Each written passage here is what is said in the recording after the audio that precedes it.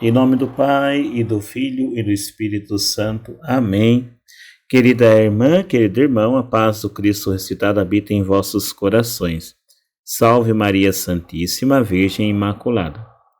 Hoje é dia 16 de janeiro de 2021. Estamos no sábado da primeira semana do tempo comum. Os textos bíblicos para esse dia. Primeira leitura. Carta aos Hebreus, capítulo 4, versos de 12 ao 16. Diz assim: aproximemo-nos com toda a confiança do trono da graça. Com o salmista, rezemos o Salmo 18. Vossas palavras são espírito, são vida. Tendes palavras, ó Senhor, de vida eterna. Repetindo, vossas palavras são espírito, são vida. Tendes palavras, ó Senhor, de vida eterna. Escutemos atentamente o Santo Evangelho, Marcos capítulo 2, versículos de 13 ao 17. Naquele tempo, Jesus saiu de novo para a beira do mar.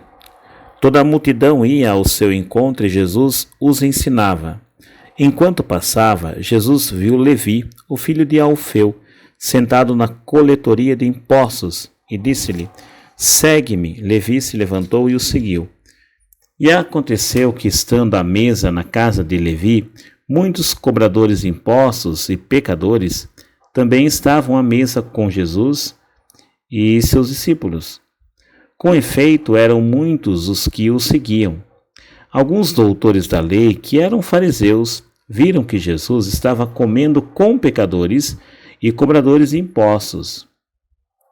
Então eles perguntaram aos discípulos: por que ele come com os cobradores de impostos e pecadores? Tendo ouvido, Jesus respondeu-lhes: não são as pessoas sadias que precisam de médico, mas as doentes. Eu não vim para chamar justos, mas sim pecadores. Palavra da salvação. Glória a vós, Senhor. Que as palavras do Santo Evangelho perdoem os nossos pecados, assim seja. O Espírito Santo, doador dos 7 dons, ilumine nossa mente e o nosso coração, para bem compreendermos a palavra que nos foi anunciada. Nós temos uma frase muito forte na primeira leitura de hoje, além, é claro, da clássica do trono da graça, que nós temos acesso através de Jesus Cristo. Diz sobre a palavra de Deus. Olha só, ela é viva, eficaz e mais cortante do que qualquer espada de 2 gumes. A palavra de Deus, então, ela não passa em nossa vida em branco ou sem causar alguma coisa. Ela, pelo menos, nos provoca. Pelo menos nos questiona se a escutamos. Ela é penetrante, ela dilacera o nosso ser. Como ficar igual, pensa nessa imagem usada pelo autor da carta aos Hebreus, como ficar igual um corpo em que foi atravessado por uma espada tão cortante, dilacerante. Não vai ficar como antes. Causou ali uma mudança, uma transformação. Igual não é mais. Então, a palavra de Deus, quando chega em nós, e se nós a escutamos atentamente, e a ouvimos mesmo, paramos para escutar, não tem como permanecer igual.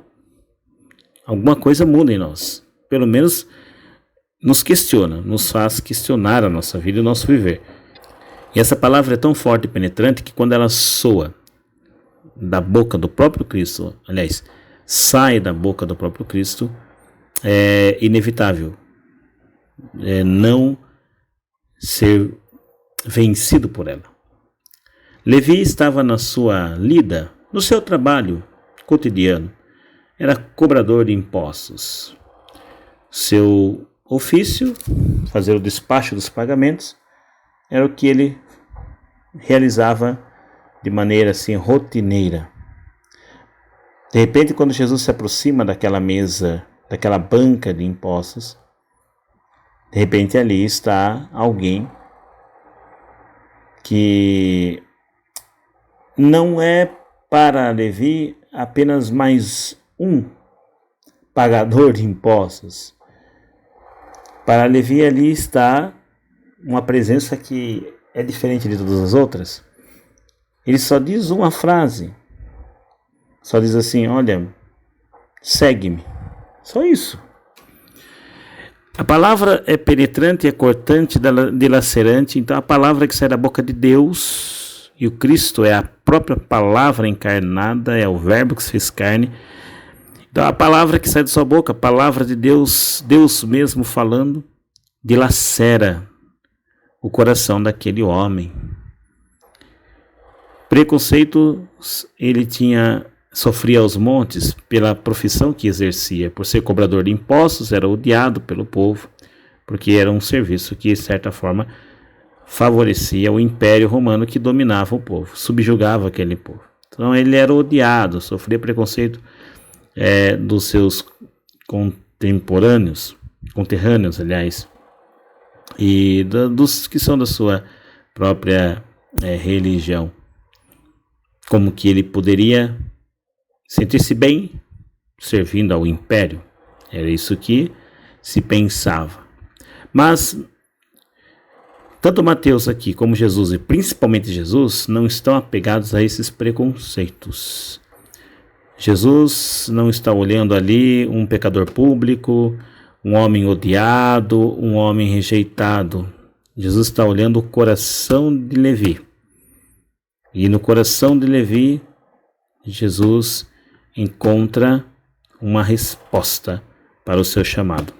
Porque o texto é Marcos nos narrando essa vocação, esse chamado de Levi, nos garante que imediatamente ele deixou ali o seu telônio, a sua banca de impostos, e foi seguir a Cristo. A palavra chegou aos ouvidos de Levi, penetrou-lhe a alma, o coração, e transformou a vida daquele homem. Imediatamente deixou tudo e foi atrás do Mestre.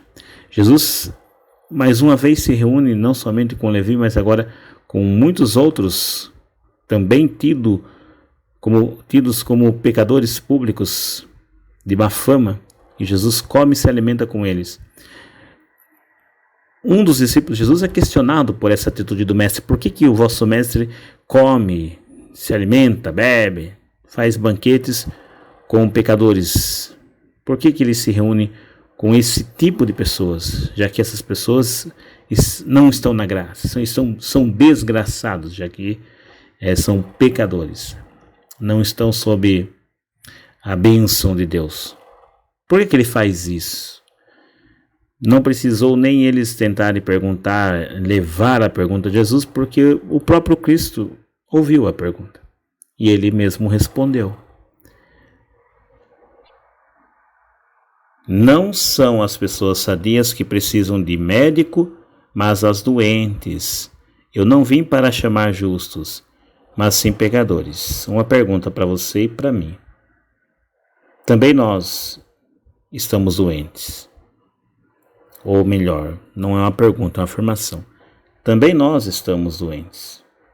Se a gente não acreditar nisso, é porque realmente estamos muito doentes. O orgulho impede-nos de enxergar a nossa miséria. E não reconhecendo-nos doentes, ou seja, necessitados de cuidados do médico dos médicos, Jesus, não iremos tratar nossas feridas, não iremos tratar nossa enfermidade e ficaremos aí padecendo desse mal. O pecado é a nossa doença. O pecado é a doença que nos acomete, a todos nós. E reconhecemos-nos pecadores, reconhecemos-nos doentes e necessitados da cura. É Jesus que passa e com sua palavra transformadora nos convida a segui-lo para sermos sarados. E uma vez sarados, permanecemos no caminho com ele. Deixe Jesus te curar. Deixe Jesus te tocar. Reconheça sua miséria. E deixe Jesus fazer a diferença na sua vida. O Senhor os abençoe, nos livre do mal, nos conduz eternamente, no Pai, do Filho e do Espírito Santo. Amém.